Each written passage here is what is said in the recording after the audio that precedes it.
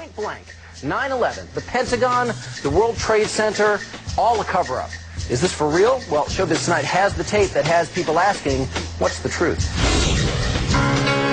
The more you look at stuff, especially specific incidents, specific events in or around the fateful day, it just raises a lot of questions. Charlie Sheen has his own questions about 9/11, and Showbiz Tonight has obtained the explosive interview from the radio show of fringe journalist Alex Jones. Sheen normally gets laughs as the Bachelor on the hit CBS sitcom 2.5 Men. Wow. You're even better than a dog. But now, Sheen is courting controversy by questioning the official story on 9/11. We're not the conspiracy theorists on this particular issue, you know? It seems to me like, 19 amateurs with box cutters taking over 4 commercial airliners and hitting 75% of their targets. That feels like a conspiracy theory. So what exactly are Sheen's questions about 9/11? For one, Sheen is questioning the official story of what caused the World Trade Center collapse, that the impact of the 2 planes caused fires that weakened the building's support columns. In the interview, Sheen says he wondered if the buildings could have been brought down by a deliberate, yes, deliberate implosion. I saw the South Tower hit live. That famous wide shot where it disappears behind the building, and then we see the tremendous fireball. And there was a feeling that it just didn't look, how do I say this, didn't look like any commercial jetliner I've flown on any time in my life. And then when the buildings came down, later on that day I was with my brother, and I said, hey, call me insane, but did it sort of look like those buildings came down in a controlled demolition? Sheen is also questioning how a commercial airliner could have hit the Pentagon. Show us this incredible maneuvering. Just show it to us. Just show us, how this particular plane pulled off these maneuvers. What was it, a 270-degree turn at 500 miles an hour, descending 7,000 feet in 2.5 minutes, skimming across the treetops, the last 500 meters, 4 feet off the ground. Sheen also jumped on a favorite target of 9/11 conspiracy theorists, President Bush. Sheen questions why the president, after an aide told him about the attacks, continued with his Florida school appearance. It would seem to me that upon the revelation of that news, that the Secret Service would grab the president and remove him as if he were on fire from that room. Ever since that horrible day, conspiracy theories about the attacks have spread far and wide through the internet.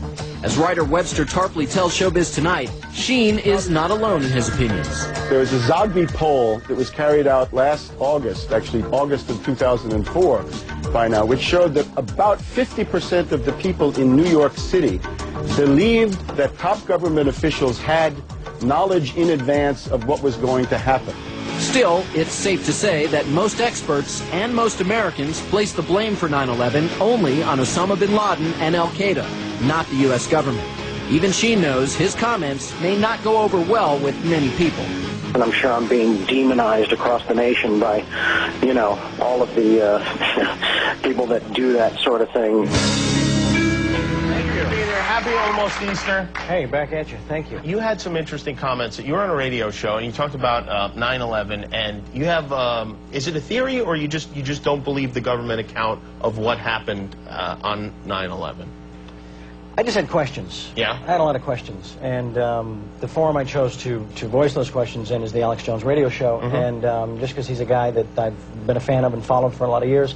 And, I got attacked. I mean, there were a lot of hit pieces. The reaction was people get severe. very mad when celebrities have opinions. No, I understand. Yeah. I understand. I know he's not qualified. He doesn't, he's just, who the hell is he to have an opinion about something so horrible. And it was sad because they didn't really take a look at any of the stuff I was asking them to look at, any of the evidence or any of the stuff that generated those questions, and they said, oh, he's another tinfoil hat wearing Hollywood clown, and it's like the only, I felt that the only real validation I needed was just being a tax-paying American that loves my country. Yeah, and it's just something that you wonder about.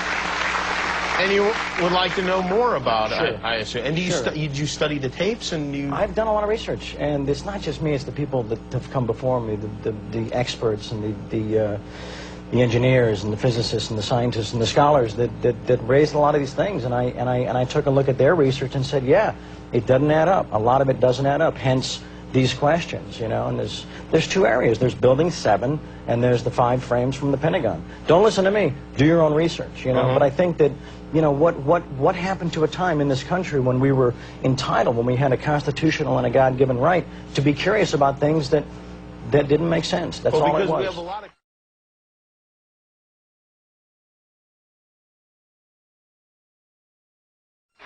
Thank you. Thank you all. That is so moving. Thank you. Thank you all for coming. Good evening. Thank you.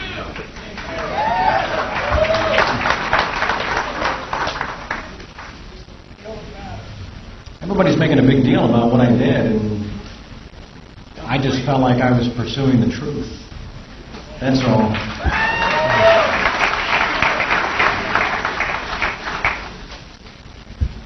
But I want to talk about what we're doing today, more specifically. We are here today to effect a change. We are here today to ask those still sleeping to wake up and join us.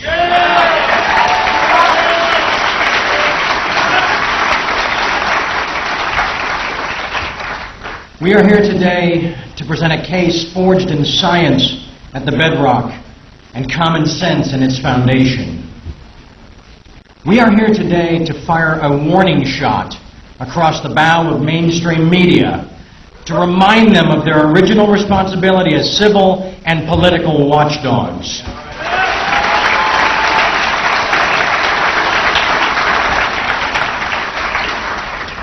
We are here today because fear is never a good enough reason to do nothing.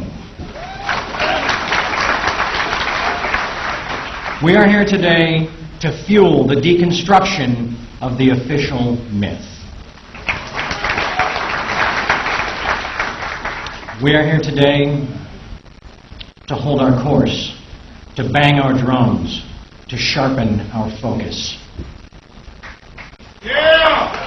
We are also here today to exercise our right to assemble.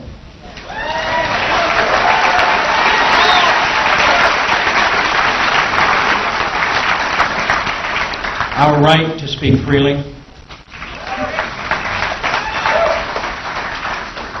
And our right to choose.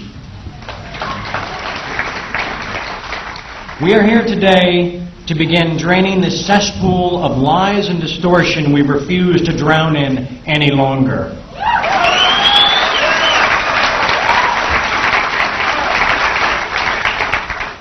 We are here today to unleash a juggernaut of truth.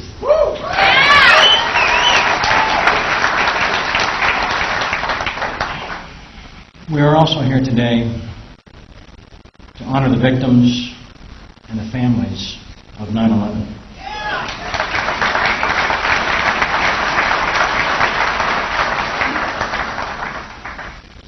We're here today for our children.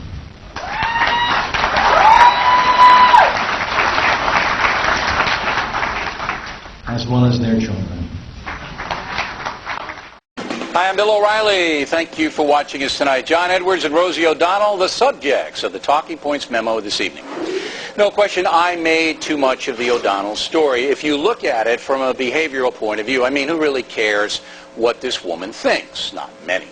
But the bigger story is the growing anti-American wave that's being driven by the internet and aided and abetted by some major corporations, in Miss O'Donnell's case, Disney, ABC. It's ironic that Don Imus got hammered for his foolish remarks, but O'Donnell largely escaped responsibility for her daily anti-American diatribes. 9/11 was perpetuated by Americans. Hundreds of thousands of Iraqi civilians have been killed by the American military, comparing fundamentalist Christian Americans to Al-Qaeda. Come on, this kind of nonsense can't be sanctioned by Fortune 500 companies without challenge. And so the Factor will continue to challenge this garbage. Now, I was glad to hear that actor Charlie Sheen is rethinking his role in a vicious 9/11 conspiracy film to be distributed by Mark Cuban. This kind of stuff is used by America's enemies in a time of war and stokes hatred towards all Americans. Now, I have nothing against Mr. Sheen, but if he puts his voice on this project, it will become a major issue in his life. Likewise, any corporation that puts Miss O'Donnell back on the air to continue her Tokyo Rose impersonation will find itself under intense scrutiny. Again, calling the U.S. military mass murderers and denying the jihadists caused 9/11 is unacceptable. Fair warning.